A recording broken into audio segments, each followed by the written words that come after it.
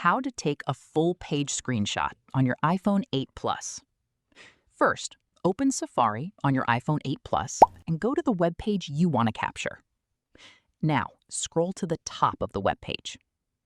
To take a screenshot on the iPhone 8 Plus, press the side button and the home button at the same time, then quickly release both buttons.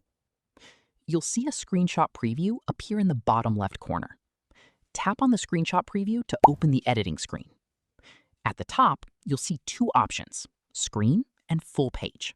Tap Full Page. Your iPhone will now capture the entire web page, not just the part currently visible on your screen. On the right side, you can scroll through the full page screenshot to see all the captured content. Once you're happy with the full page screenshot, tap Done. You'll then have the option to save PDF to files. Choose where you want to save it, then tap Save. And that's it! You've successfully captured an entire web page as a full-page screenshot on your iPhone 8 Plus. If this video helped, don't forget to like and subscribe. Thanks for watching.